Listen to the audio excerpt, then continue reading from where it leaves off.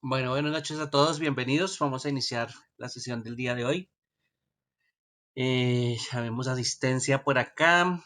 Brian Albán, César Andrade, William Ardila,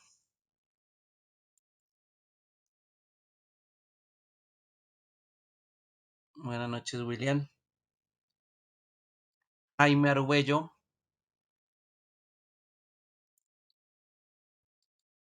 Kevin Buitrago, por aquí lo había visto. Carlos Castillo, también lo había visto por acá. Presente, profe. Gracias, muy amable. Edwin Correa, Marlon Cruz,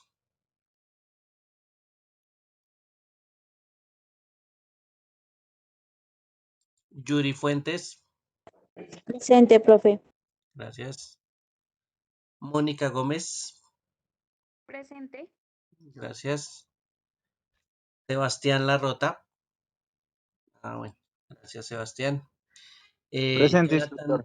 gracias Sebastián, muy amable. Sebastián Larrota ya, sí. Jonathan León, Presente, profesor. listo, Jonathan. Lady Luque, Presente, profe. gracias. Steven Martínez, Presente, profe. gracias.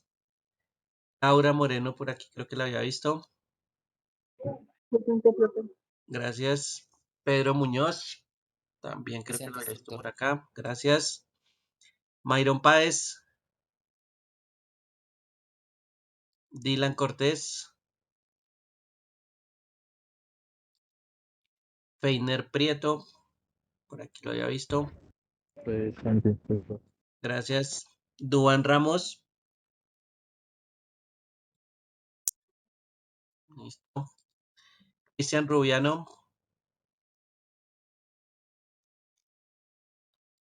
Nicolás Suárez, Presente, instructor. listo, gracias. John Tata también lo había visto por acá.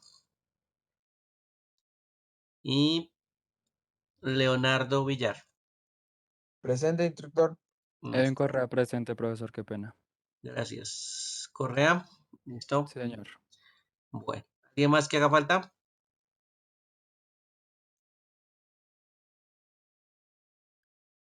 Listos, guardemos por aquí esto y continuemos. Bueno, el día de ayer estábamos viendo esta parte que era la estructura de la dirección IP, estábamos viendo las dos porciones de la dirección IP para que lo tengan en cuenta, la máscara también, aunque esto es de configuración, pero este es uno de los ejemplos de la configuración que se puede hacer de esos elementos que son importantes pues para una conexión en un host. Habíamos visto también, habíamos hablado de la máscara, de cómo esa máscara crea un grupo y esa máscara pues por supuesto no va a cambiar y hace que esa porción de red pues tampoco cambie en ninguno de los elementos del grupo. Lo que cambia, recuerden que es la porción de host. Entonces esa sí es la que va a diferenciar a cada uno de los hosts dentro de nuestra red. Pero la porción de red pues no cambia porque nos está indicando que pertenecemos a una sola red. El prefijo también habíamos hablado de él, la misma representación con la misma representación de bit de la máscara. Ese es el famoso prefijo. Y habíamos hecho una operación que se llama la operación AND para hallar, por supuesto, una dirección de red. ¿Sí? La dirección de red, recuerde que es una dirección no asignable y esa dirección de red pues es básicamente la que representa a toda la red o la que nos dice por lo menos cuál es el inicio de la red. Claro, por supuesto hay que tener la máscara presente, ¿no? Hay que saber también cuál es la máscara para conocer pues esos límites que son bastante necesarios o el prefijo, cualquiera de los dos. Hicimos ayer unas operaciones para hallar efectivamente la dirección de red, la dirección de host, la dirección de broadcast. En este caso, pues hallamos la dirección, la primera dirección de host y la última dirección de host. Ya saben que la dirección de red y la dirección de broadcast no se asignan, pero sí son los límites que uno tiene que sacar con operaciones. ¿Bien? Entonces esas tres, pues supremamente importante cuando hagan operaciones. Tener estos datos sí es muy importante para conocer pues cómo está organizada nuestra red. Bueno, estos son cálculos que hay, las direcciones de host, de primera de host, la dirección de broadcast también. Habíamos hablado ayer de ella. Y bueno, estos son más cálculos. Listo. Las direcciones entonces, recuerden que tenemos una forma de transmisión de información dentro de las redes y una de ellas es la unidifusión. Aunque ya habíamos hablado de la unidifusión, recuerden que esto también está involucrado en las transmisiones. Lo habíamos hablado también relacionado con la máscara, perdón, con la MAC. Aquí también pasa lo mismo. Sucede que para el direccionamiento IP, pues también funciona estos tres métodos para enviar información. Lo mismo va a pasar con IP versión 4. Esos tres métodos también van a funcionar. Con IP versión 6 también funciona lo mismo, entonces eso también es muy común tenerlo en cuenta. La unidifusión básicamente como está aquí en este ejemplo, por acá, en este ejemplo, nos está mostrando una comunicación, ¿sí? Donde hay un origen de esa comunicación y un destino. En este caso es la 4.1, es el computador que está del lado izquierdo, ¿sí? Y se está comunicando pues con la impresora, en este caso, con la 4253. ¿Sí? Entonces, esa comunicación de origen y destino, pues básicamente es solo entre esos dos equipos. Los otros equipos que están ahí, que es el 4.2 y el 4.3, están en la parte inferior, ellos no están interviniendo en la comunicación. Entonces solo es una comunicación directa entre ese equipo origen, que sería el PC, y la impresora que en algún momento está recibiendo su comunicación. Entonces esa transmisión se hace de forma de unidifusión. Si nosotros vamos a hacer otra transmisión diferente, podemos utilizar también otro sistema donde una IP especial me va a permitir enviar información a todos los equipos a la vez. Y eso se llama un broadcast. ¿Sí? Entonces es cuando nosotros utilizamos una dirección de broadcast y empezamos a enviar información a todos los demás equipos. A partir de un solo equipo, pues envía información a todos los equipos. Es un sistema que se utiliza muchas veces para descubrir algo. Por ejemplo, muchas veces se utiliza dentro de los protocolos de comunicaciones para descubrir quién es el servidor de DHCP. ¿Sí? Ese servidor que nos asigna todos estos datos de direccionamiento que habíamos hablado, toda esa dirección de host, esa máscara, esa puerta de enlace, esos datos nos los asignan, ¿sí? Cuando estamos en una red con un servidor de DHCP. Inicialmente, pues no sabemos quién es el servidor de DHCP.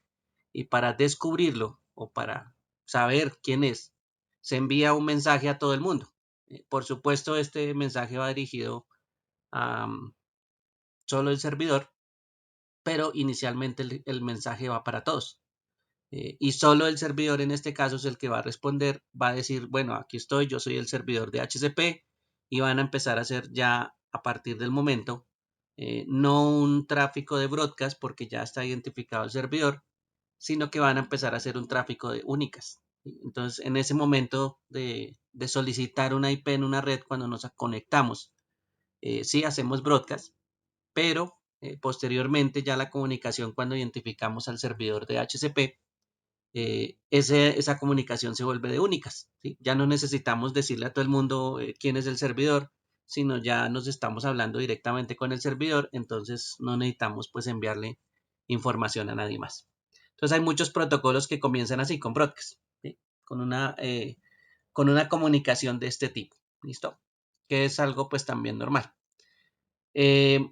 Ya sabemos que tenemos una dirección de broadcast, ya la sacamos el día de ayer. Esa dirección de broadcast me sirve para hacer este tipo de tráfico. ¿Sí?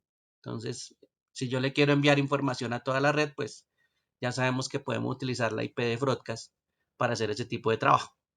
O los protocolos, pues ya saben qué IP es la que está destinada para hacer ese trabajo. Por eso les decía ayer que esa dirección no se puede asignar, ¿sí? Porque ya tiene un trabajo específico. Bueno, y la otra comunicación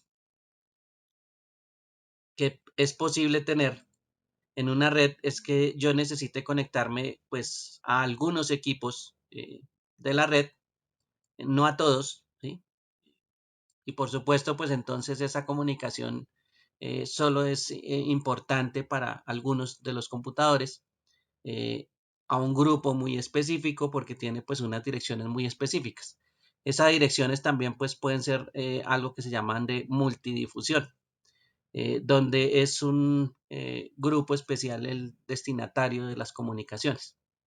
Estas multidifusiones se utilizan también para servicios. Por ejemplo, se utilizan para diferenciar dentro de la red, pues, con quienes tienen algún servicio muy específico. Y ese direccionamiento, pues, sirve para ese tipo de dirección de multidifusión que se puede realizar dentro. Entonces, un grupo dentro de todos los equipos muy específico que tiene de pronto algún servicio muy especial, tiene unas direcciones especiales y le sirve para hacer este tráfico, pues también único, digámoslo así, en el sentido de que es una forma también de hacer ese tipo de trabajo. ¿Bien? Bueno, aquí está un ejercicio que esto no lo vamos a ver. Es un ejemplo también de esos tráficos de dirección. Bien, en cuanto a los tipos de direcciones que tenemos en IP versión 4, tenemos dos direcciones o dos grupos generales que se llaman las IPs públicas y las IPs privadas. Bien, cuando nosotros necesitamos en algún momento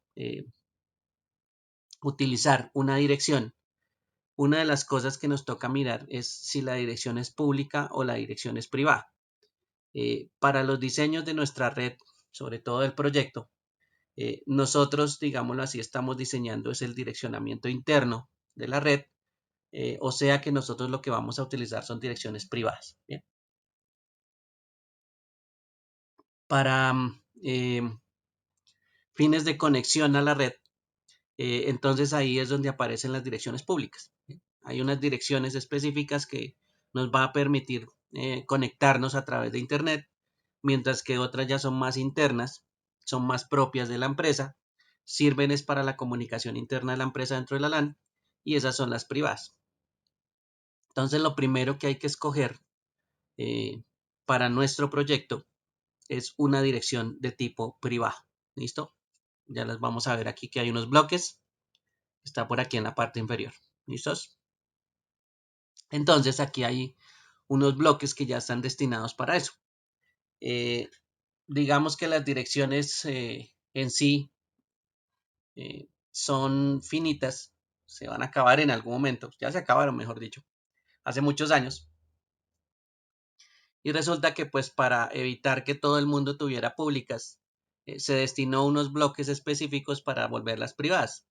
La ventaja de las privadas es que son muy repetitivas y se pueden utilizar. Y como no van a ser para conectarnos hacia afuera, pues internamente usted puede colocar la que usted prefiera de esos bloques.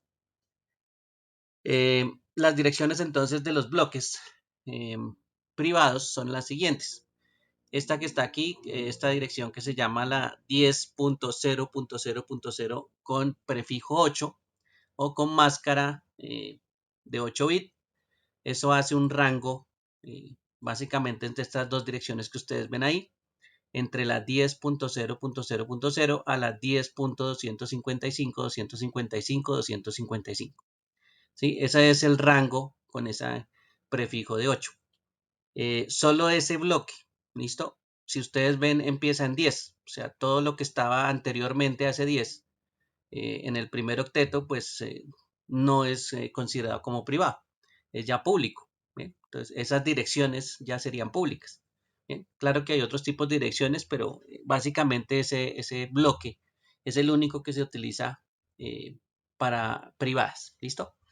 Dentro de esos primeros números iniciales. Hay otro bloque más adelante, que es el bloque de la 172.16.0.0, con prefijo de 12.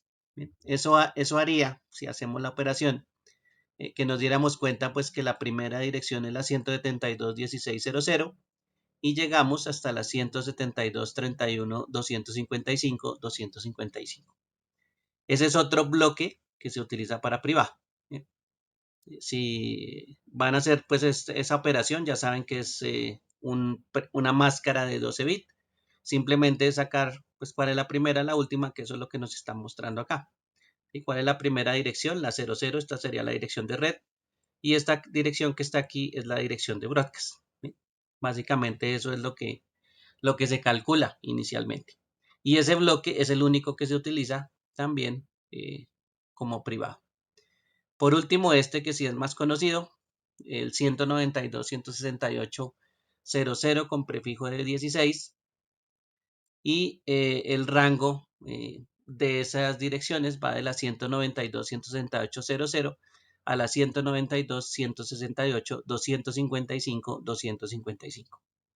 Bien, eso es que también reconocido con algo que se llama el ARFC 1918, ¿sí? Que me define cuáles son las direcciones privadas que nosotros podemos utilizar.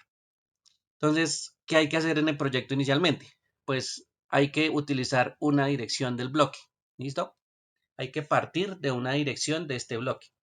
Entonces, ese es el primer paso del direccionamiento. Decidir cuál dirección IP privada es la que se va a utilizar en sus proyectos. ¿Listo? Entonces tengan en cuenta esos bloques porque ahí es donde parte la primera escogencia. ¿Sí? De tantos números que tenemos, del 0 al 255, miren que no podemos escoger cualquiera. Nos toca escoger para nuestro proyecto el bloque de direcciones privada. ¿Listo? No podemos utilizar más. Si ya hablamos de las conexiones hacia afuera, ya es otra cosa.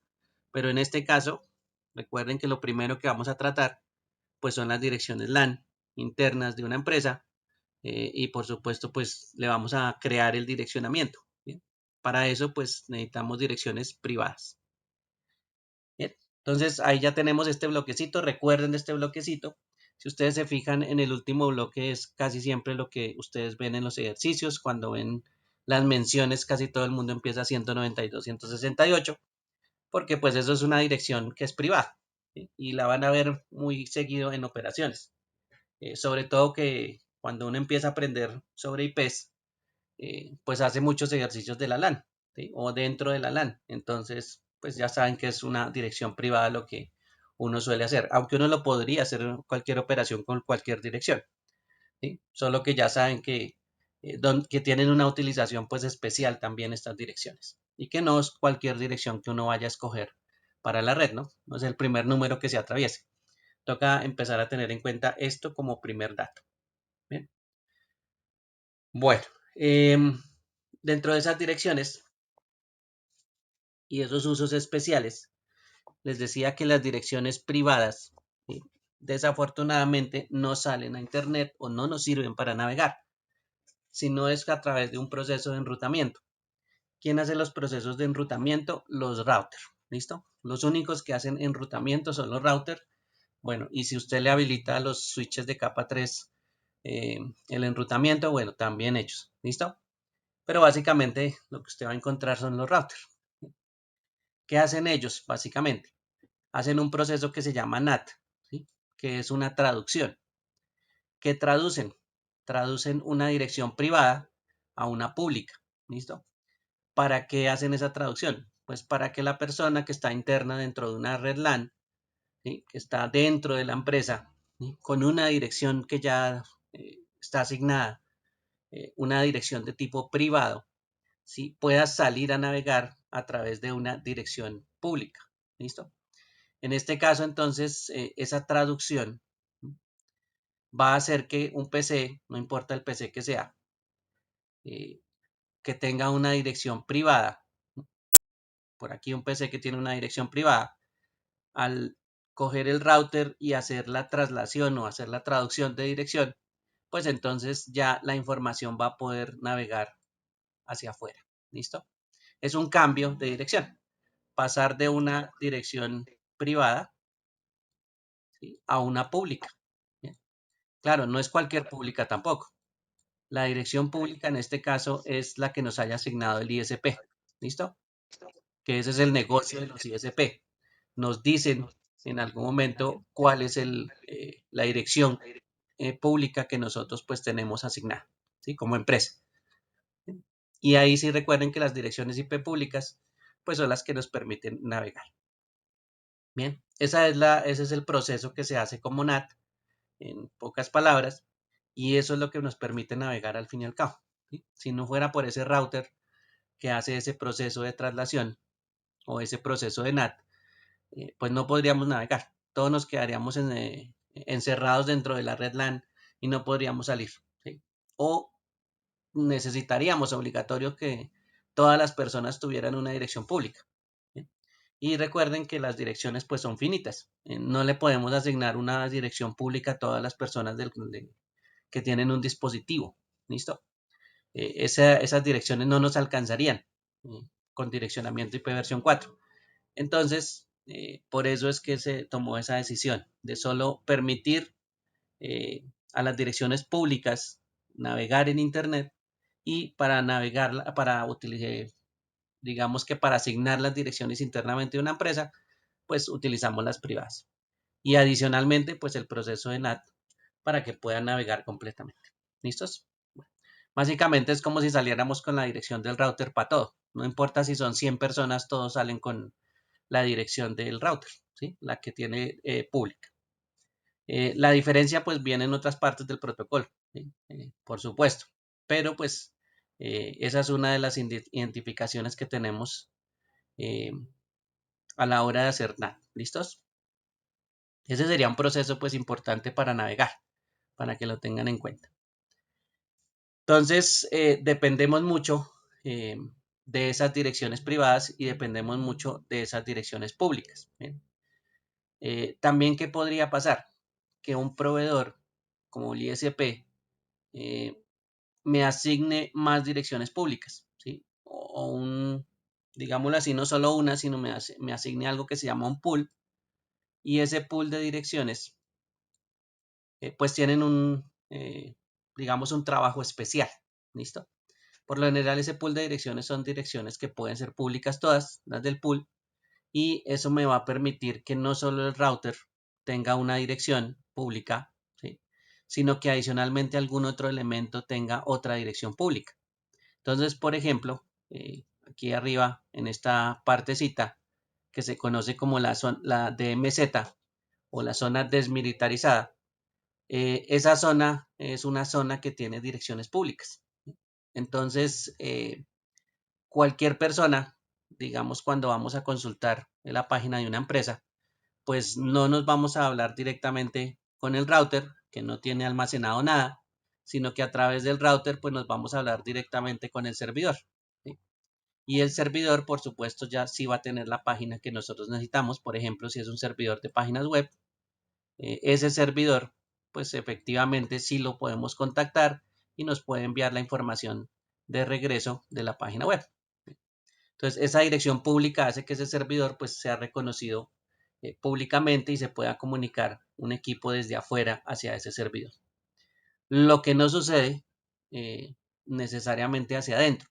Aquí esta conexión pública pues tiene una ventaja, y es que cualquiera lo puede consultar, ¿sí? Mientras que las direcciones privadas, ¿sí?, ya aíslan nuestra red LAN, ¿sí?, y cualquiera que venga de afuera pues no puede estar entrando a cualquier equipo de la red LAN, ¿sí? Y cualquiera que esté afuera, cualquier persona, no estamos hablando ni siquiera de empleados de la misma empresa, estamos hablando cualquier persona en cualquier lugar del mundo, pues sí, puede consultar un servidor web, le puede cargar la página del servidor, no hay ningún problema, pero no puede entrar a la LAN así nomás, ¿sí? No puede decirle, yo quiero entrar a este equipo de fulanito de tal. No, no se puede. ¿Listo? Porque esas direcciones pues tampoco son asequibles como si fuera una dirección pública. Esas direcciones privadas pues ya tienen otro manejo. Bien. Entonces eso hace también una diferencia en la comunicación. Para eso también son esas zonas de DMZ, para colocar pues otros pool de direcciones que son públicas. Y así pues podemos llegar hasta los servidores, por ejemplo, web o algún otro servidor que necesitemos acceder desde afuera o al público o que esté abierto al público, y la gente pues pueda acceder a ese tipo de elementos. ¿Listo? Mientras que para nuestra protección LAN, pues esa zona interna, pues no es que todo el mundo pueda acceder. ¿No? Eso ya es diferente. Si pudiéramos acceder, pues imagínense, toda nuestra información sería prácticamente pública o tendríamos muchas más vulnerabilidades de las que tenemos. Entonces esa red LAN, pues la aislamos básicamente a través de ese sistema. ¿Listos? Estos son como dos zonas que se pueden crear diferentes, ¿sí? Una que es la LAN, muy interna de la empresa, y la otra que es la DMZ. Eso es una, digamos, una excepción a la regla que sería basado en esas direcciones públicas que podemos tener en la DMZ. Bien. Entonces, por eso es que también pues, nos pueden dar pools de direcciones, no solo una para el router, sino nos pueden dar pues, más si tenemos ese tipo de funcionamiento. ¿Listo? Eso es algo pues normal también que se puede asignar. A veces están los pools de direcciones, pero no los utilizan. ¿Sí? De pronto no necesitan direcciones para servidores ni nada para el DMZ, entonces pues no las utilizan. ¿Sí? Solo utilizan la del enrutador, nada más. Eso es lo que también pueden utilizar con esas direcciones públicas. Bueno, listo por aquí. Direcciones de IP versión 4 de uso especial. Cuando nosotros probamos una dirección, nosotros solemos utilizar un comando. Ese comando es de un protocolo que se llama ICMP. Ese protocolo de ICMP maneja una serie de mensajes de capa 3 y esa serie de mensajes pues tienen unas funcionalidades especiales. Uno de esos mensajes que nosotros utilizamos lo invocamos con el ping o con el comando ping. ¿Listo? El ping no es un protocolo, no es, digámoslo así, por sí solo no es un protocolo exactamente, sino es un simple comando. Un comando que pertenece a un protocolo. Y para probar conectividad, ¿sí? Nosotros solemos comunicarnos con alguien. ¿Sí? Tratar de enviar una información pequeña, eso sí, por lo general, la enviamos a alguien con que queremos verificar si tenemos conectividad y pues generamos ese comando ping para probar. ¿Sí? No es una super prueba, pero por lo menos nos asegura que estemos llegando hasta nuestro destino con ese comando ping. Me puede asegurar cosas cortas, cosas pequeñas, ¿sí? O trayectorias cortas, como por ejemplo, si tenemos nuestro PC en la casa, ¿sí? Y queremos saber si tenemos una conexión hasta la puerta de enlace, que estábamos hablando ayer de la famosa puerta de enlace. Si queremos verificar la conexión hacia la puerta de enlace, pues simplemente le hacemos un ping a la puerta de enlace. Entonces, la dirección que tengamos de puerta de enlace le hacemos un ping y ella nos debe responder. Eso nos asegura la conectividad del PC hasta por lo menos la dirección de la puerta de enlace que está configurada en el router. Si ya voy más lejos, yo hago un ping más allá, ¿sí? Y más allá del router, pues ya está la WAN. Entonces ya podría ser una prueba, ¿sí? De conectividad a través de mi router para llegar hasta un punto muy específico. ¿Bien? Entonces, esa es una prueba con ese comando. Vamos a hacer aquí una prueba un momento. Voy a abrir aquí el símbolo del sistema y vamos a hacer una prueba. Por ejemplo, el comando que les había dicho, el ping, y adicionalmente una dirección. En este caso, digamos que yo no sabría las direcciones de todo lo que debería saber en Internet, ¿sí? Tampoco es mi trabajo. Para eso tenemos un servidor especial que se llama el DNS. Ese ping yo lo podría hacer a algo que sí conozca con el nombre de esa dirección. Por ejemplo, a www.1 google.com. ¿Listo? Entonces miren que aquí no es una dirección. Aquí lo que yo estoy haciendo es un ping, ejecutando un comando que va a enviar información a esta página web. ¿Listo? O a esa dirección URL de una página que ustedes conocen, que es la de Google. ¿Sí? No tengo que saber la dirección en este caso del servidor, ¿sí? El que me va a responder. Pero en este caso, con ese nombre, sí puedo llegar hasta ese servidor, independientemente cuál sea la dirección. Entonces voy a ejecutarla y él me hace dentro de la prueba, ¿sí? Digámoslo así, un envío de 4 paquetes, ¿sí? 4 paquetes de información, por eso es que aquí ustedes ven que hay 4 respuestas, ¿sí? Una tras otra, con diferentes tiempos de respuesta, ¿sí? Pero esto es lo que tratamos de obtener. ¿Bien?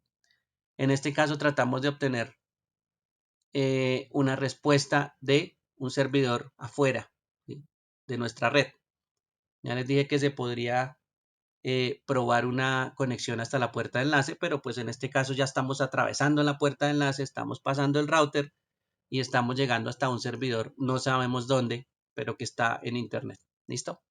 Esa es la prueba que uno hace de conectividad. La puede hacer en tramos cortos o la puede hacer en tramos largos, como pasa aquí. Yo puedo estar haciendo una prueba de conectividad hacia afuera, mirando si efectivamente hay información que se pueda trasladar hacia afuera y de vuelta. ¿Bien? Entonces, esa es una de las formas de hacer una prueba, ¿sí? Y de cerciorarse por lo menos que sale algo de comunicación y que nos devuelven la respuesta. Puede ser que no sea la mejor prueba del mundo, pero por lo menos nos están diciendo que alcanzamos a tener ahí una comunicación hacia afuera, ¿sí? Ya sabemos que salimos del router, ¿sí? Si no saliéramos del router, pues entonces tendríamos un problema más interno, ¿bien? Pero en este caso, o sea, salimos del router y llegamos a un servidor que es el servidor de Google. Entonces nos dice que tenemos 4 paquetes enviados, que nos devolvieron las mismas respuestas, ¿sí? Y que no se perdió nada. Esa es la respuesta que nos está diciendo. Enviamos 4 paquetes, nos devolvieron 4 paquetes y no se perdió nada. ¿Listo? Los tiempos también es algo que puede variar dependiendo del tipo de red. Y esos tiempos, cuando son muy grandes, pues esos tiempos también nos pueden decir que tenemos problemas en la red, ¿sí? O mucha congestión. Por eso los tiempos que ustedes ven aquí son apenas en milisegundos, ¿sí? La respuesta tiene que ser en ese tiempo, ¿sí? Cuando usted va a cargar una página, usted prácticamente digita el nombre, presiona Enter y ya la página empieza a cargar.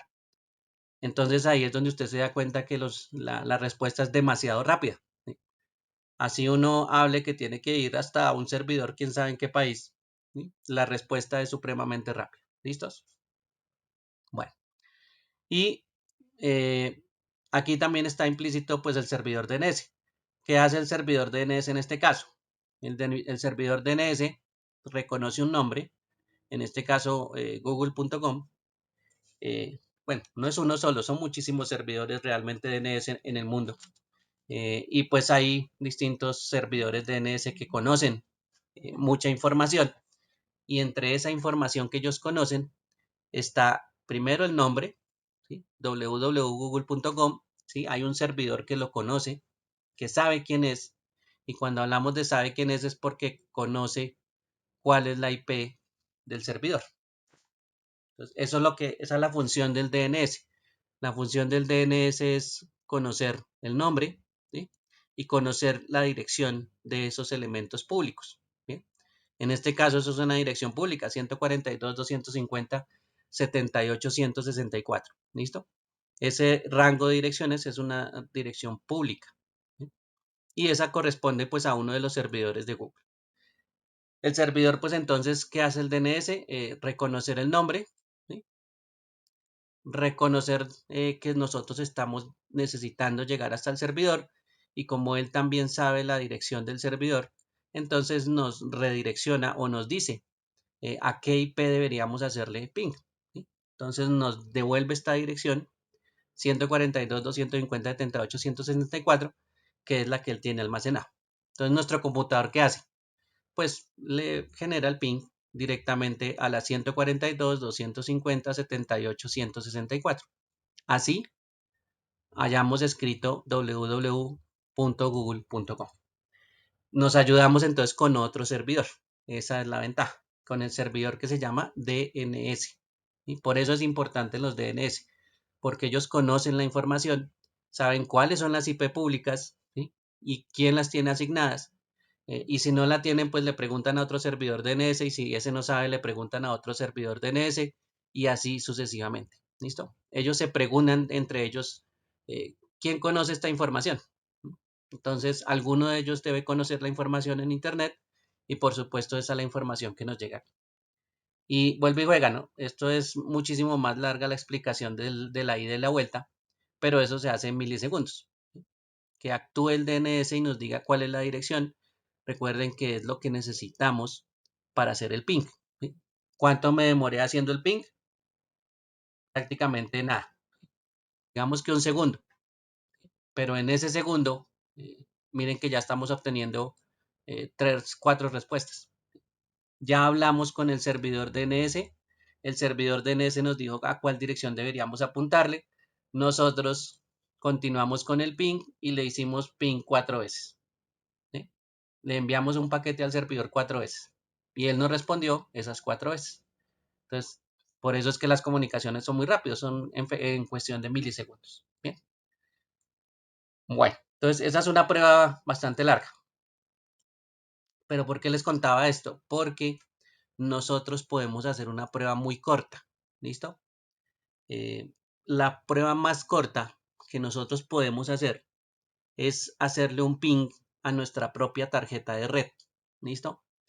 Para hacerle un ping a nuestra propia tarjeta de red existe un bloque de direcciones. Y ese bloque de direcciones es este que ustedes ven aquí. Ese que dice 127.0.0.0 con prefijo de 8, ¿sí? O sea, hasta la 255, 255, 254.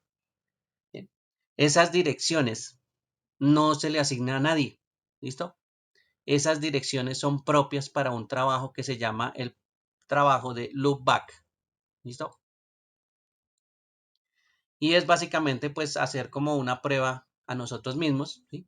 En este caso, si yo le hago un ping a una dirección de loopback, vamos a hacerle por aquí un ping a 127.0.0.1, vamos a ver si nos funciona esta.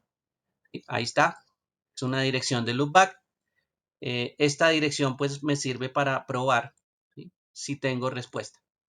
Entonces, en este caso, la respuesta, ¿quién la está dando? La estamos dando nosotros mismos, la está dando nuestra tarjeta de red. ¿Bien?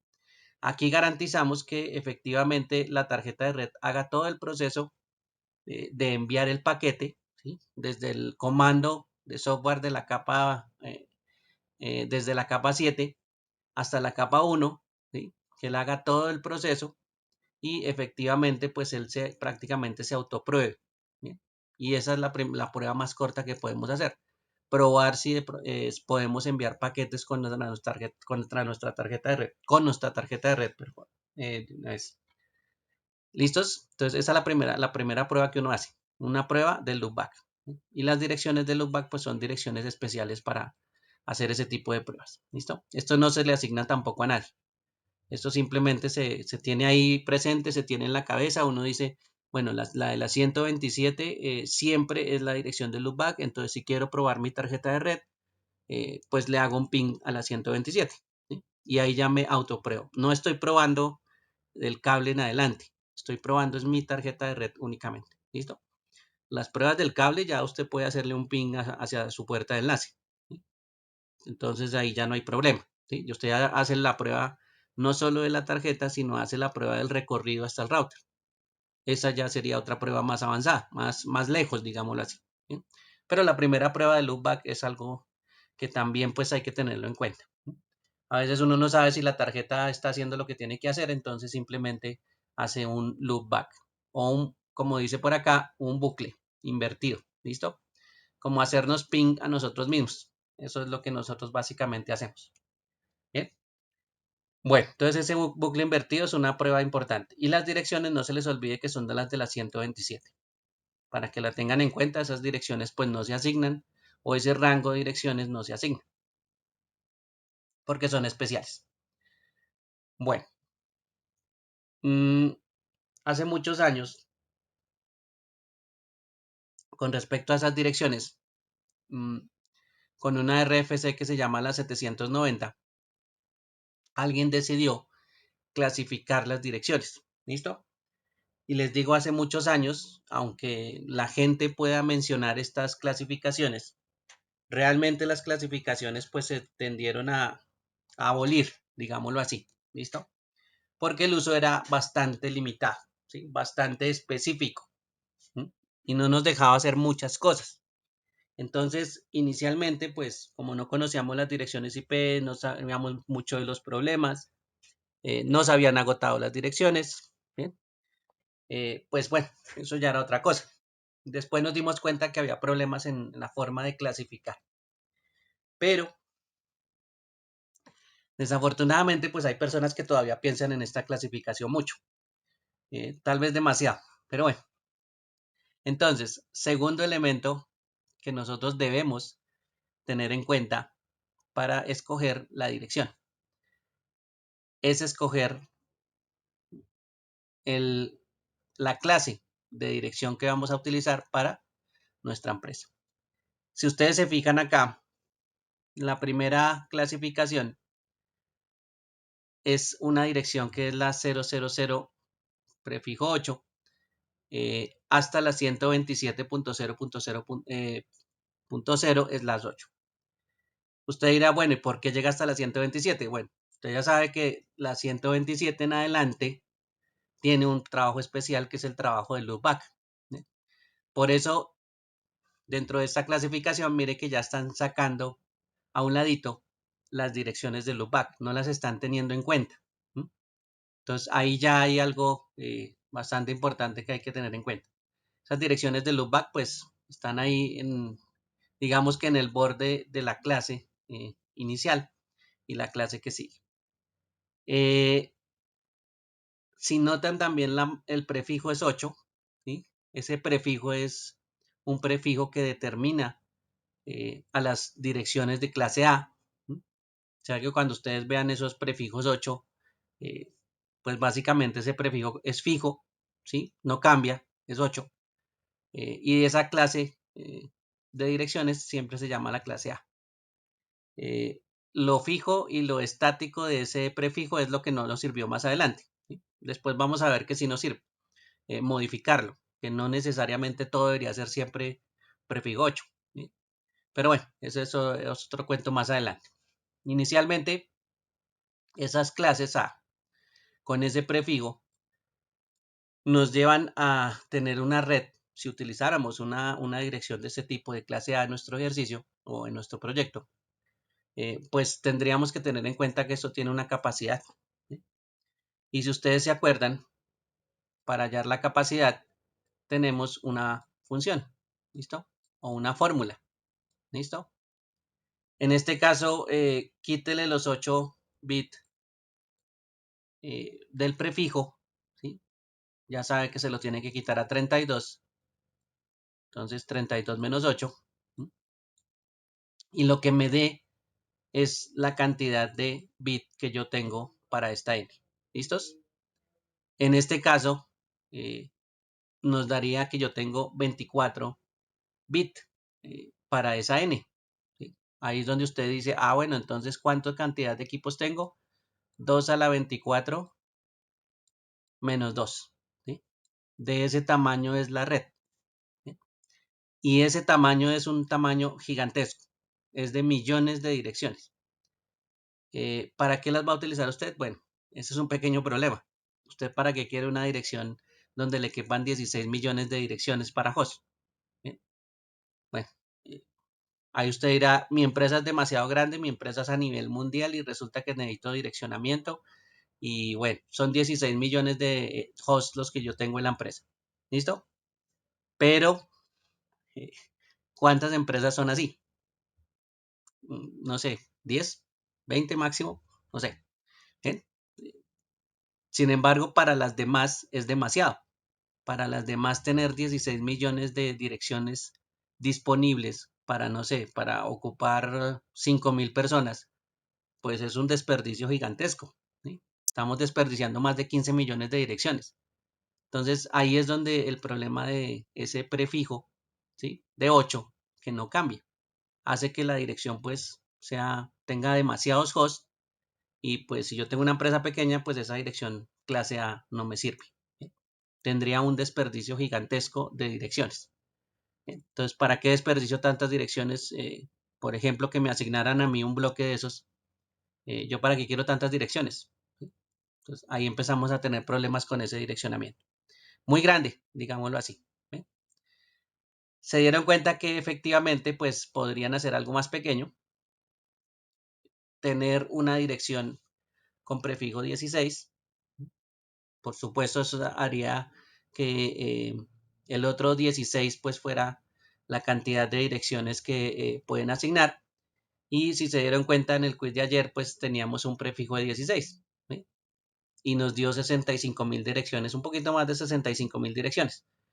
Bueno, eso ya es un tamaño más razonable, ¿no? Ya no son 16 millones, son 65.000 direcciones, ¿sí? Por supuesto, vuelve y juega, ¿no? El bloque de direcciones que utilice tiene muchas direcciones, 65.000. ¿Y cuántas empresas pues tienen 65.000 hosts dentro? ¿Sí? Vuelve y juega ese tamaño, ¿no? Aunque ya es muy reducido, pero vuelve y juega el tamaño de esa clase. La clase B entonces va de la 128, dirección 128, con prefijo 16, a la 191.255.00, prefijo 16. Ese bloque también es bastante importante, pero ese bloque, digamos que es demasiado grande todavía, ¿sí?, para muchas de las necesidades que se tienen en una empresa. ¿Sí? Una empresa a veces no pasa ni siquiera de 100 direcciones. Entonces, tener 65.000 direcciones y solo necesitar 100, pues también tiene un desperdicio bastante grande, ¿sí? Ya no exagerado como el anterior, pero tiene un desperdicio bastante grande. Bien, esas serían las clases B, ¿listo? Las direcciones clase B. Y más pequeñas aún son las direcciones de tipo C. Las direcciones de tipo C tienen un prefijo de 24. Y como ustedes se dieron cuenta ayer, el prefijo 24 pues simplemente me recibe 254 hosts, o puedo asignar 254 hosts. Bueno, ya algo más razonable, porque las empresas sí pueden tener, no sé, 100, 200 personas, ¿sí?, y ahí estarían las direcciones de los hosts. Por supuesto, no me daría el tamaño suficiente si la empresa mía, por ejemplo, es de 400 personas. ¿Sí? Ya ahí ese tipo de direccionamiento clase C no me funcionaría, ¿sí? Si yo necesito colocarle direcciones a 400 hosts, independientemente de lo que sea, puede ser, no sé, teléfonos, smartphone, PCs, portátiles, bueno, impresoras, etcétera, y pasa de ese número, entonces ya nos obligaría a utilizar una clase C, una clase B, perdón, con la consabida pérdida, ¿no? Porque tenemos 65.000 direcciones, solo necesitamos 400 y bueno, usted ya sabe que el resto se va a perder, ¿sí? Se va a desperdiciar. Bien, eso es uno de los problemas que teníamos con esos tipos de clases, ¿sí? Entonces a mí siempre me asignaban la clase C, pero si yo en la empresa tenía una mayor cantidad, esta clase C no me servía, entonces tenía que pedir una clase B, ¿sí? Y eso era básicamente cómo se asignaban las direcciones por clases. Muy utilizadas las 3 primeras clases porque tienen pues su propia función, ¿sí? No significa que no haya más clases, ¿sí? La siguiente clase a la C, ¿sí?, porque aquí digamos que aquí no hemos llegado hasta el número más grande, que es 255, 255, 255, 255, no hemos llegado hasta ahí. Hasta ahora vamos en el 223, mire, ¿sí? 223.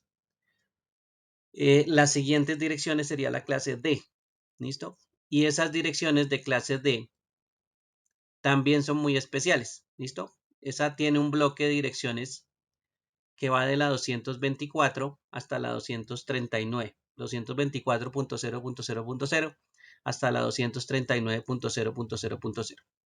Ese bloque de direcciones de clase D tiene un trabajo muy especial, y ese trabajo especial es la multidifusión, ¿sí?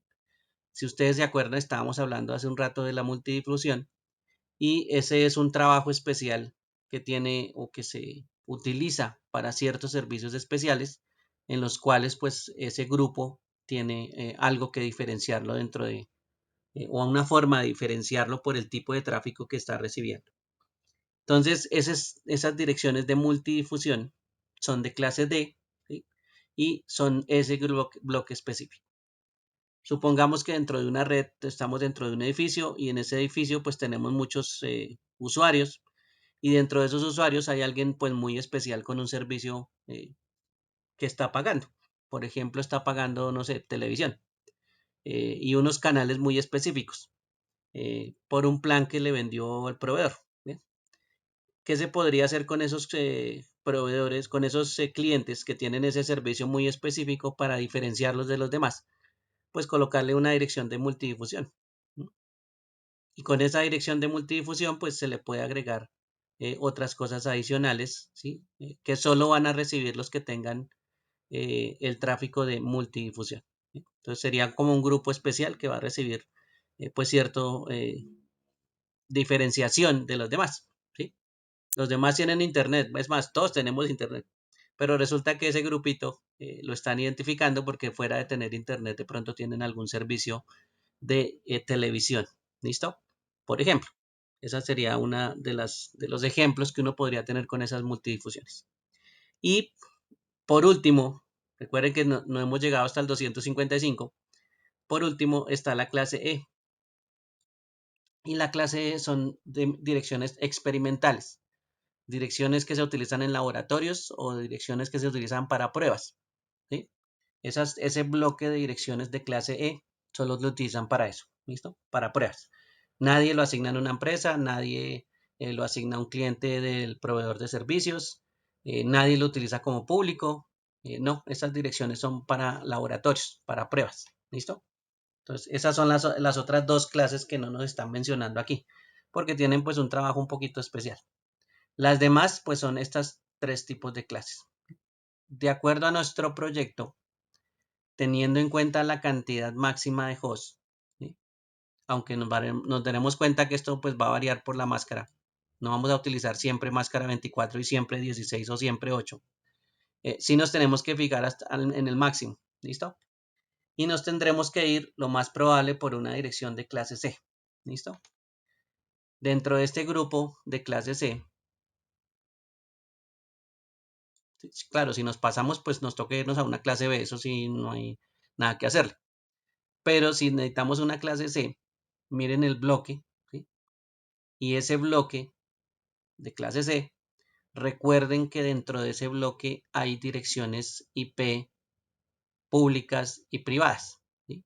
Entonces, de ahí, de este bloque de tipo C, nos toca sacar solo las privadas, ¿listo? Para la LAN.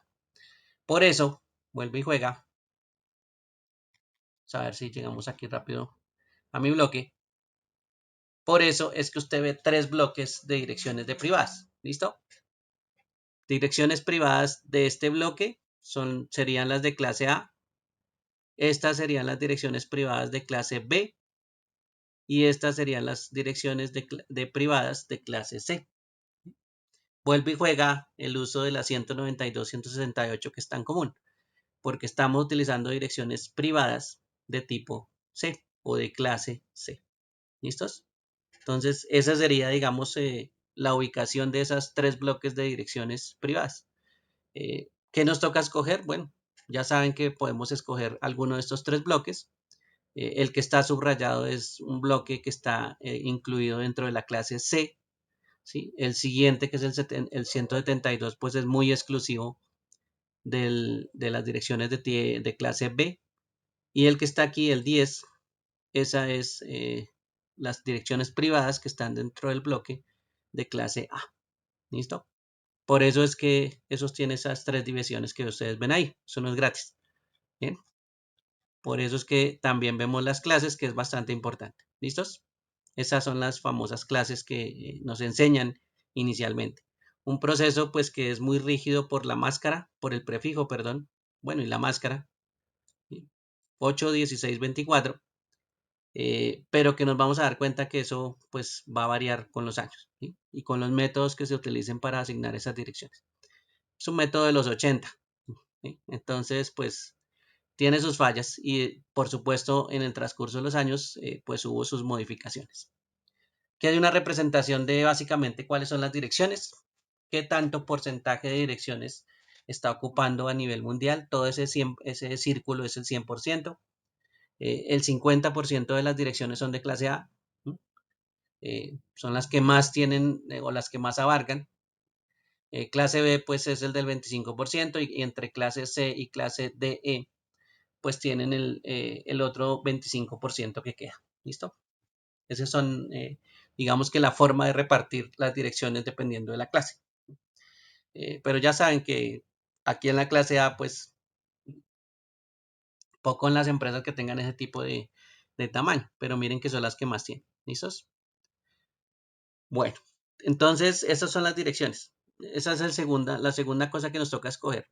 ¿Sí? Recuerden, primero nos toca escoger una dirección privada y nos toca identificar de qué clase es. Esa es la segunda cosa que tenemos que hacer siempre para nuestra red LAN. ¿Sí? Identificar qué clase tiene y por supuesto tiene que ser privado para nuestra red LAN. ¿Listo? La ventaja es que son poquitas las redes privadas o son poquitos los números. Entonces el resto ya se sabe que son direcciones públicas. ¿Sí? Entonces el resto ya por descarte ya termina siendo público.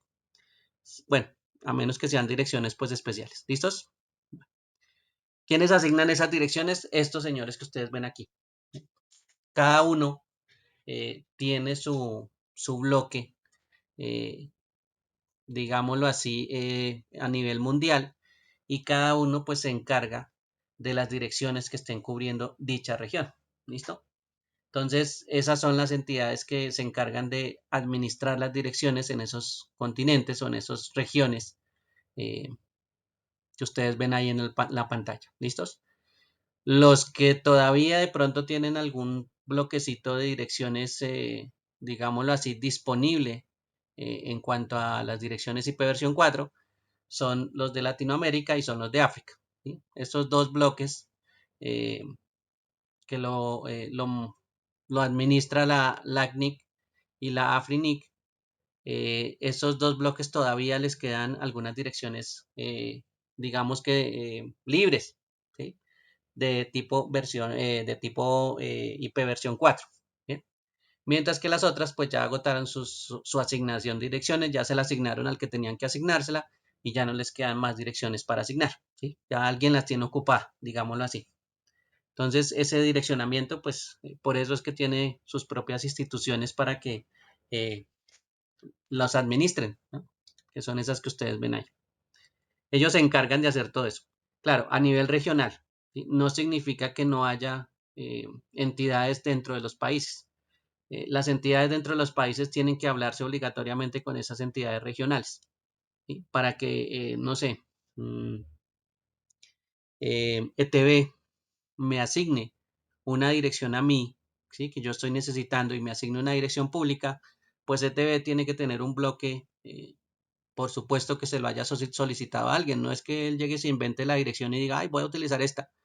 No, hay unos bloques especiales, pues que cada una de estas áreas específicas, cada una de esas instituciones específicas, pues conoce, ¿sí? Y tiene asignado y es de ellos, de esa área en específico. Y pues como las administran, pues le van a decir, por ejemplo, a un país determinado, le va a decir, mire, si usted puede utilizar este bloque de direcciones. ¿Bien? Estas son las que usted puede asignar. Bueno, entonces, para eso son esas instituciones que efectivamente lo manejan a nivel regional. A nivel general, a nivel mundial, ¿sí? El que decidió toda esa división es la IANA. ¿Sí? La IANA es la institución encargada de todo lo que se llama, todo lo que sea direccionamiento. ¿Listo?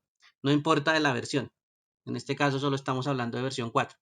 Pero la IANA se encarga pues, de decidir toda esa parte que tiene que ver con la asignación de números y en este caso pues del protocolo versión 4. ¿Listo? La IANA pues por supuesto para repartir su trabajo, pues tiene entidades regionales, ¿sí?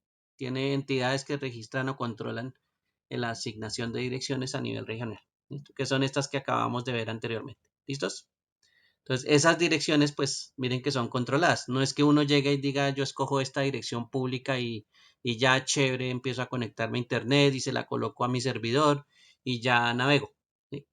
No, eso también tiene un pequeño inconveniente, que es el control y que, pues, como les decía, las direcciones IP versión 4 ya se acabaron hace muchos años. En las regiones que están en la parte superior, pues esas ya se acabaron, ¿sí? Ya todo el mundo cogió su dirección y ya las agotaron, ya no hay más asignación. El que vaya a pedir una dirección IP versión 4, grave porque no se la van a asignar. ¿Listos? No hay, mejor dicho, direcciones públicas para navegar libres. En América sí, en África sí, pero aquí, en otros continentes no. De ahí es que sale la siguiente versión, ¿no? Se dieron cuenta pues que las versión 4 no iban a alcanzar, que a nivel mundial había demasiados dispositivos host y por supuesto había mucha gente que tocaba asignarle una dirección IP pública para navegar y se dieron cuenta pues que el IP versión 4 era muy limitado. Para eso pues inventaron la versión número 6. Entonces el IP versión 6 tiene por supuesto muchísimo más cubrimiento y no se va a agotar tan fácil. ¿Listo? Esa es una de las razones por qué pues crearon una versión mucho más amplia. ¿Listo? De este protocolo versión 4. Esos son básicamente los tipos de direcciones. Públicas y privadas toca tenerlo en cuenta. Las clases también toca tenerlo en cuenta para llegar a empezar a dividir. ¿Listo? Una de las cosas que nos va a tocar hacer adicionalmente es empezar a pensar en las divisiones. Chévere que tengamos una red, que seamos un grupo completo, pero dentro de esos grupos también puede haber separaciones porque, pues, como les decía, puede haber tratos especiales o puede haber otras razones para empezar a dividir las cosas, ¿sí? Y esas razones, pues hay variadas que también las vamos a tratar, hacen que nosotros tengamos que tener una red grande y empezarla a dividir en partes. A eso lo conocemos como la segmentación, ¿sí? O como estaba mencionando de pronto algunos de sus compañeros ayer, las subredes, ¿sí? Las subredes no es más que las divisiones o la segmentación de una red más grande. Es como si usted cogiera este círculo que teníamos aquí anteriormente. ¿Dónde era que estaba esa dirección? Por acá. El círculo que teníamos anteriormente que nos representaba las direcciones y empezáramos a partirlos en pedazos, ¿sí? Eso es lo que se hace en subredes. Tener un grupo grande y empezarlo a dividir de acuerdo a algunas necesidades. ¿Listo? Ese sería el siguiente procedimiento que nos toca pues tener en cuenta. Pero inicialmente pues recuerden que lo primero que hay que hacer pues son los procedimientos que hicimos ayer. Independientemente si tenemos un grupo o tenemos 20 grupos dentro de una red, pues a todos toca hacer lo mismo, ¿sí? A todos recuerden que le sacamos, o bueno, en este caso solo hicimos un grupo general, pero le sacamos la dirección de red, ¿sí? La primera de host, la última de host, ¿sí? Y la dirección de broadcast. Entonces, cada una de estas 4 direcciones o estos bloques, ¿sí? Fuera del prefijo y la máscara, estas 4 direcciones pues se sacan en cada bloque. ¿Sí? O sea que aquí también toca hacer lo mismo, toca sacar ese grupito de 4. Si hacemos una división, pues ese también tiene su propio grupito de 4, que es la de red, la primera de host, la última de host y el broadcast. ¿Listo? Y si este grupito pues también lo dividimos, también tiene lo mismo. ¿Sí? Eso es lo que básicamente hacemos con cada una de las divisiones que nosotros creemos. Le sacamos la red, el primero de host, el último de host y el broadcast. ¿Listo? Por eso esa operación es supremamente importante, porque a todas las subredes se les hace eso. Entonces hay que empezar a practicar también esa partecita de estar sacando direcciones de red, direcciones de broadcast, porque pues también la necesitamos en las subredes. ¿Listo? Entonces esa es una partecita pues bastante importante para que lo tengan en cuenta. Y a continuación pues se hace la segmentación. Ese es el trabajo que viene a continuación, ¿no? Ya no es solo tratar las IPs y sacarle la dirección de red, la dirección del primer host, la dirección del último host y la dirección broadcast, sino que adicionalmente nos toca pues dividir grupos grandes, ¿sí? Para razones pues muy específicas. ¿Listos?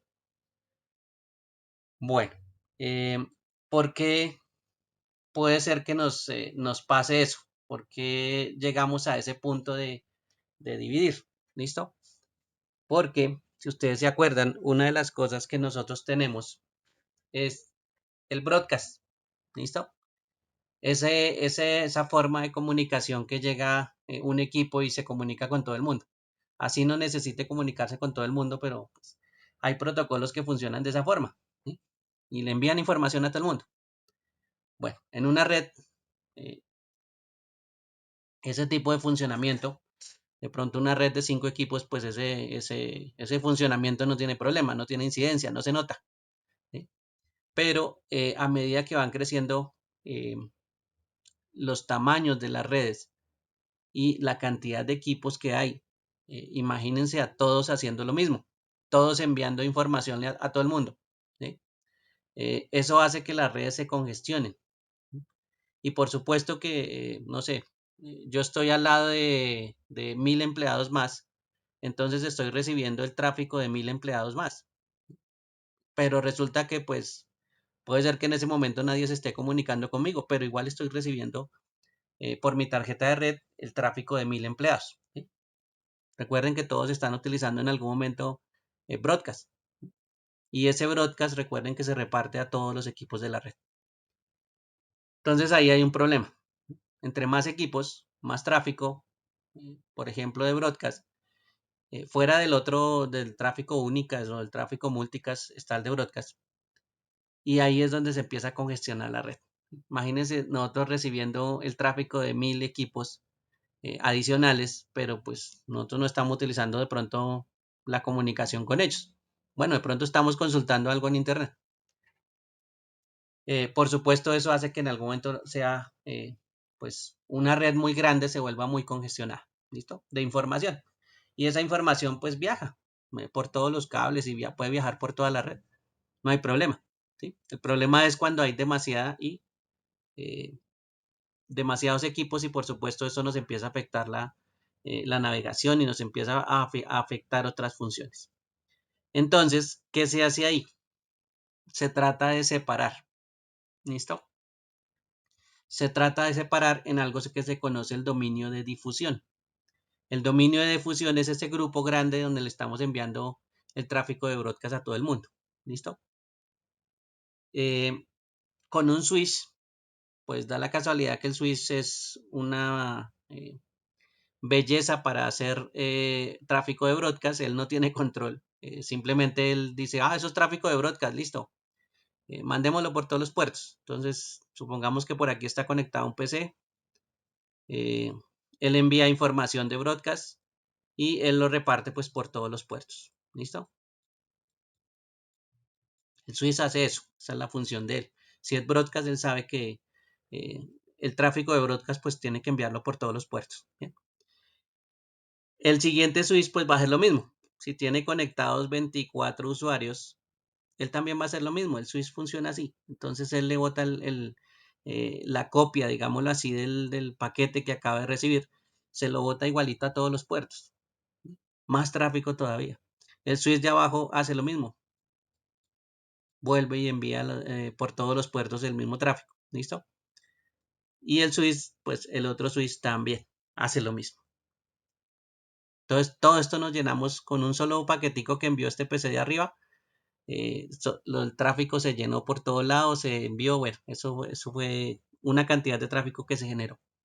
Ahora súmenle todos los 24 equipos que tiene un switch, que tiene el otro, que tiene el otro. ¿Sí?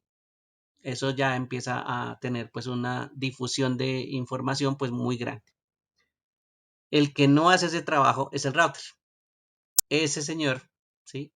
Tiene como una especie de control y ese tráfico de difusión él lo frena, ¿sí? Él sabe que el tráfico es de broadcast. Entonces, él recibe el tráfico de broadcast él sabe que no va para afuera de la red, ¿sí? De ese dominio de difusión, que eso no va para afuera, ¿sí? Por ejemplo, supongamos que aquí hay otra red LAN pegada a nuestro router. Entonces él sabe que el tráfico no va para allá. ¿Sí? Él sabe que el tráfico es de difusión para esta red, de este dominio de difusión, y pues no lo deja pasar. ¿Sí? Él dice, no, el tráfico no es para acá, entonces para la otra red no la deja pasar. ¿Listo? Él sí detiene. Entonces cada uno de los puertos que tenga el router, ¿sí? Va a controlar un dominio de difusión. Yo puedo tener muchas redes LAN, como estaba comentándoles el día de ayer, puedo tener muchas redes LAN conectadas a estos puertos, ¿sí? Y una de las ventajas de tener el router es que voy a controlar ese tráfico de difusión que se puede generar a través de un solo puerto, ¿sí? Y entre muchísimos equipos que están conectados a los switches. Entonces ahí ya hay un control bastante chévere porque el router ya me controla todo ese tráfico. Entonces si se congestiona este pedazo, pues puede ser que no se congestionen las otras dos redes con tanto tráfico de difusión, ¿sí? O tráfico de broadcast. Bien, esa es una de las ventajas de tener router. El router también me sirve como una barrera de ese tráfico. Y pues como él es un poquito inteligente, entonces dice, no, es que el tráfico solo corresponde a esa LAN, no más. Las otras no tienen nada que ver ahí, entonces no las voy a llenar de tráfico hacia allá. ¿Listo? Esa es una de las ventajas de tener también un router. El tipo de funcionamiento y el dominio de difusión que lo puede controlar. También por eso los routers pues son bastante interesantes por eso, porque hacen ese tipo de trabajos. ¿Listos? Bueno. Bueno, aquí ya le están... ¿Qué es lo que pasa cuando un dominio de difusión es muy grande? Pues ya saben que 400 equipos botando todos tráfico de broadcast. Bueno, imagínense el tráfico tan bravo que va a tener aquí internamente esto eh, dentro de la red. ¿Listo? Entonces, eso el router pues lo va a controlar. Los de aquí sí fregados porque tienen 400 usuarios congestionando la red, pero de ahí para adelante el router pues los tiene como controladitos. ¿Listo? Bueno, también como él separa las redes LAN, pues él va a empezar a mirar qué información va para las otras redes. ¿Sí? Ahí es cuando se conoce el término de enrutamiento. ¿Quién hace ese trabajo de enrutamiento? El router. Si aquí tenemos dos redes diferentes, vamos a mirar aquí ampliar un poquito más. Aquí tenemos una red, ¿sí? Un bloque de direcciones. Miren, aquí está un bloque de direcciones. Ese bloque de direcciones es para tantos usuarios. Recuerden que eso tiene un límite también, 254 equipos. Pero esto es un bloque diferente al bloque que tiene la otra LAN. Mire que aquí ya hay una división. ¿Sí? Ya sabemos que el tráfico de un lado y de otro pues está separadito. Pero da la casualidad que de pronto algún equipo de la LAN 1 se quiera comunicar con un equipo de la LAN 2. Ya sabemos que por tráfico de broadcast pues no es tan sencillo porque el router lo va a detener. Pero él tiene que analizar también hacia dónde va la comunicación. Y ese es uno de los trabajos importantes que hace el router. Él mira las direcciones, se da cuenta que el tráfico viene de una red que es la que tiene el octeto, el tercer octeto en 0, pero va hacia una red que tiene el tercer octeto en 1. ¿Sí? Por eso es que aquí le colocan como rojito el 1 para diferenciarlos de red, diferenciarlos de bloques, pero en el caso de que se tenga que enviar de un lado a otro, pues este señor sí va a ser capaz de analizar esos pequeños detalles. ¿Sí? Las IPs, los bloques de direcciones, va a saber qué bloque de dirección está conectado a qué puerto. Esto que está aquí o esta referencia es una referencia a un puerto del router, ¿sí? Y esta es a otro puerto diferente. Entonces, él ya sabe por qué puerto está esta red. Entonces, cuando hay una comunicación, recibe la comunicación por este puerto de acá y envía la comunicación hacia este otro puerto. ¿Listo? Hacia la otra red. Y vuelve y juega. Puede ser que nosotros tengamos otras redes conectadas, otras LAN por aquí diferentes. Esas LAN con otras direcciones diferentes, pues no van a ser los receptores de esa comunicación, ¿sí? Porque ya se sabe que va es para esta red, no para todas las demás. Entonces, el router se encarga de enrutar o de encaminar la comunicación al puerto que se requiere. ¿Listo? En este caso, el router sí es bastante específico a la hora de analizar las IPs y direccionar el tráfico. ¿Listo? Entonces, no es que lo bote para todos lados y a ver quién responde, no. El router ya hace un poquito más de control dependiendo de qué tiene conectado pues a él. Si él sabe que no está la dirección de la comunicación en ninguna de las redes que tiene conectadas, pues él sabe que la comunicación en algún momento se va para Internet. ¿Y qué es lo que hace el router? Pues la dirección hacia Internet, en caso de que nos queramos comunicar hacia afuera. ¿Sí? Él reconoce sus direcciones, él sabe qué tiene conectado a sus puertos, reconoce cuáles son las direcciones que están ahí. Entonces él dice, si no la reconozco, pues esa dirección lo más probable es que vaya a Internet y se tenga que ir hacia afuera, entonces la direcciona por el único puerto que tiene conexión hacia Internet. Bueno, según este gráfico, ¿no? Eso es lo que hace el router, decidir. Eso es la ventaja del router. Los switches no toman esas decisiones así de fácil y menos con las IPs. Esa es la diferencia también para que la tengan en cuenta y por qué también es tan especial las direcciones, ¿sí? Y por qué los equipos están involucrados, en este caso los equipos de capa 3 con las direcciones. Los routers pues son muy específicos para eso. Bueno, esos son entonces algunos de los elementos que estamos involucrados aquí. Listo. Supongamos que ese router en algún momento pues fuera de su trabajo. También necesitamos hacer divisiones, por ejemplo, crear esas dos LAN que están ahí en el gráfico, pero pues debe haber razones para hacer esa división, ¿no? Para que a un lado tengamos la LAN 1 y al otro lado tengamos la LAN 2. Tamaño, ya saben que tener una red de 400 usuarios pues no es lo mismo que tener dos redes de 200. ¿Sí? Son dos cosas diferentes. Esa ya es una razón también por el tamaño excesivo de pronto de los equipos. La ubicación también es supremamente importante. ¿Listo?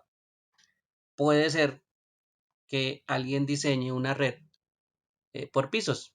¿Sí? Y entonces diga, bueno, el piso de arriba es un grupo, el segundo piso es el otro grupo, el tercer piso es otro, el cuarto piso es otro y el quinto piso es otro. ¿Listo? Entonces, por ubicación se podría hacer esa división. Esa es una de las razones por qué alguien quiere hacer divisiones. Porque de pronto dice, bueno, el primer piso va a ser para una LAN, el segundo piso para otra, el tercero para otra, el cuarto para otra y el quinto para otra. ¿Sí? Claro, ahí requiere pues las 5 conexiones, ¿no? 5 puertos del router, cada uno controlando pues la red que corresponda hacia cada uno de los pisos. Esa es una razón de los por qué se podría hacer una división. Otra razón puede ser porque resulta que dentro de mi empresa, pues yo quiero hacer, digamos, la segmentación o la división de acuerdo a la función que cumplen ciertos computadores. ¿Qué es lo que hacen exactamente esos computadores o en qué áreas específica trabajan? ¿Sí? Eso también es pues una forma de escoger por qué divido. ¿Listo?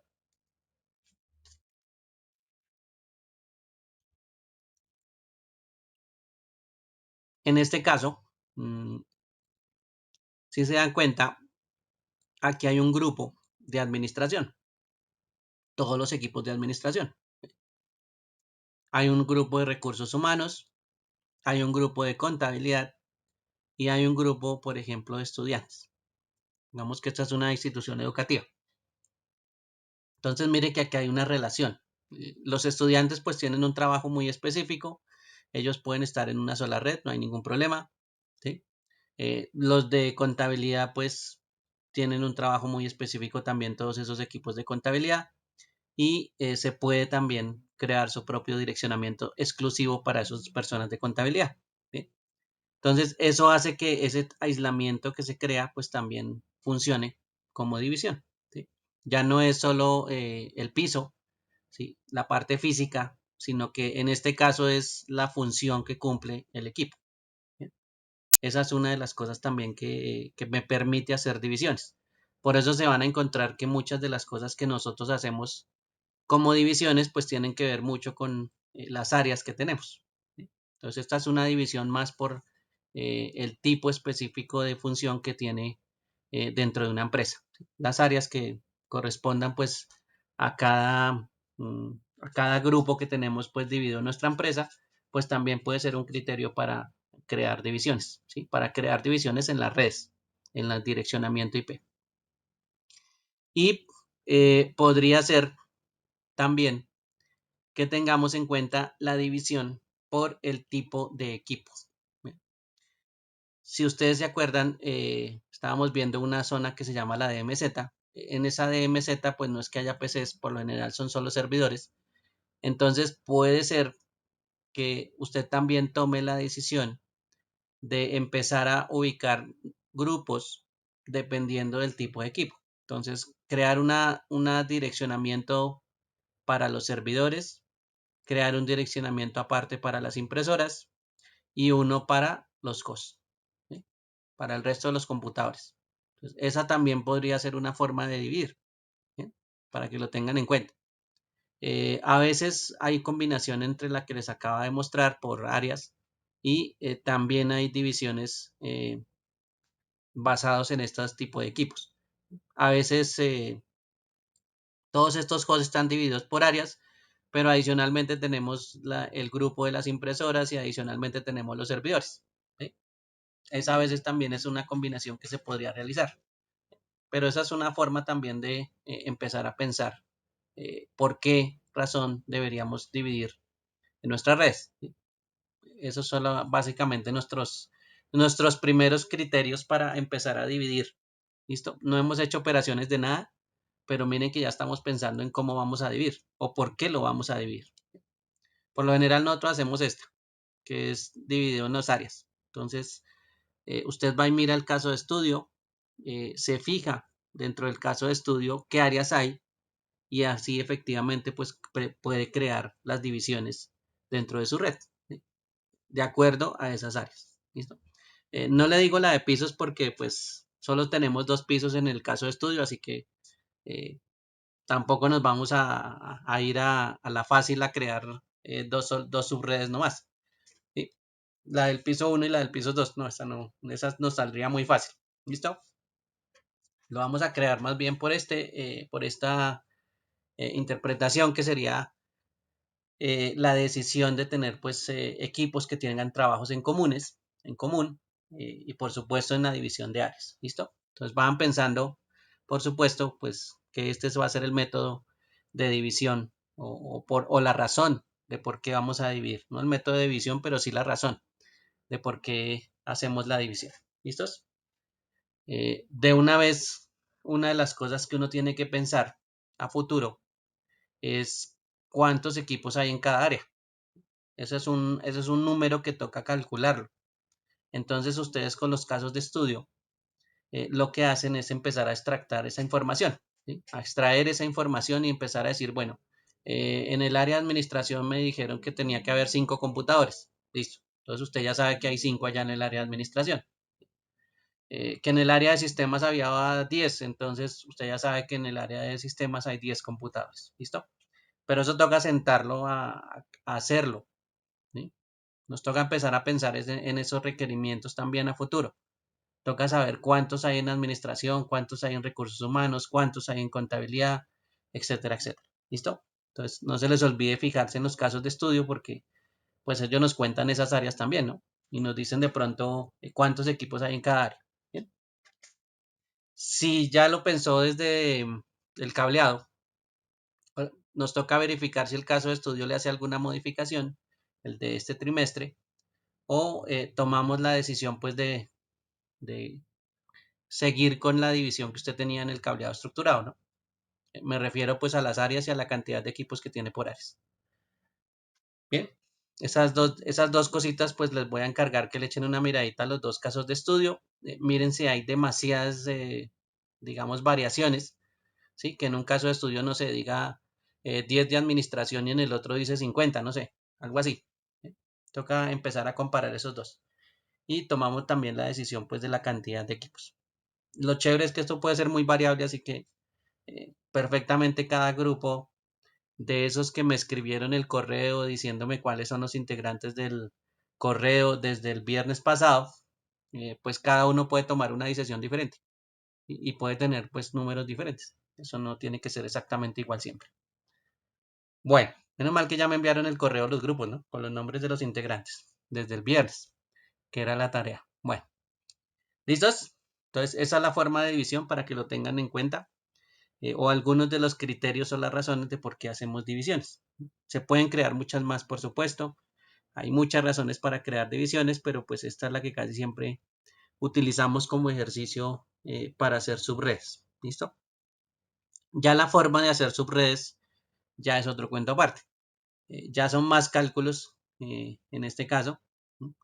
Y son dos, bueno, digamos que pueden ser dos. Realmente solo utilizamos el método más actual. Recuerden que todo esto ha evolucionado. Y aunque, como les decía, utilizábamos las clases también servían para hacer divisiones, pero las divisiones eran muy estáticas. No se podían acomodar a las necesidades. ¿Sí? Entonces, si se dan cuenta aquí en esta red, sin saber cuántos equipos hay, en esta red, miren que todos tienen prefijo de 24. ¿Sí? Miren que aquí tienen todos prefijos de 24. ¿Listo? Eso significa que todos tienen el mismo tamaño. Pero ¿será que nosotros tenemos la misma cantidad de gente o de host en recursos humanos que en administración? ¿O será que contabilidad es del mismo tamaño de los estudiantes? Ahí es donde uno empieza a pensar, no, eso no es como lógico, ¿no? Muchas de las áreas pues puede ser de distintos tamaños, entonces dejarlas tan fijas pues también tiene incidencia, ¿no? Recuerden que aquí, no sé, aquí digamos que en contabilidad solo hay 6 personas. Y esas 6 personas, pues miren que está recibiendo un bloque de direcciones de 254. ¿Listo? Entonces miren aquí la diferencia, ¿no? Para 6 equipos estamos utilizando un bloque pues muy grande. Esa es una de las desventajas de utilizar divisiones que no varíen, que sean muy estáticas. ¿Sí? Bueno, de pronto los estudiantes sí tenemos 200 estudiantes, entonces no hay problema. Aquí, bueno, tenemos 200 estudiantes. En este lado, digamos que no tenemos mucho problema y tampoco es que desperdiciemos mucho. Sí, pero las otras áreas, ¿cómo están? Ahí el pequeño problema. ¿Bien? Eso es algo que se calcula también con la división de subredes. Algún método inicial pues va a ser muy estático como aparece acá. Y el método que utilizamos pues sí ya actualmente ya tiene en consideración pues esas cosas. Tiene en consideración también los tamaños de los requerimientos. Por eso les decía, toca sacar cada uno de los elementos por separado. ¿Listo? Toca saber cuántos equipos necesitamos en cada área. Y inclusive impresoras y bueno, otras cositas adicionales que les iré contando durante esta semana y la otra. ¿Listos? Bueno, preguntas hasta ahí, dudas, aclaraciones. Todavía no voy a entrar a divisiones. Eso es un tema también largo, pero todavía no voy a entrar. Hasta ahí los voy a dejar. ¿Listos? Preguntas ahí, dudas, aclaraciones.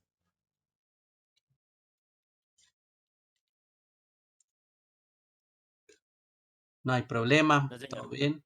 Listo. Bueno, si se dan cuenta, estos siguen siendo cálculos. ¿Sí? Esto sigue siendo manejo como hicimos ayer. Se va a extender un poquito más. Siguen siendo cálculos. Por eso es que toca practicar mucho los cálculos. ¿Sí? Toca empezar a mirar esos cálculos y hacerlos muy bien, porque de eso dependemos. ¿Sí? Las subredes también dependen de los cálculos. Entonces, de aquí en adelante todo es cálculos. ¿Listo? Por eso es que van a haber muchas hojas cuadriculadas por ahí. Bueno, ok. Entonces, vamos a llegar hasta aquí por el día de hoy. Voy a tener aquí la grabación.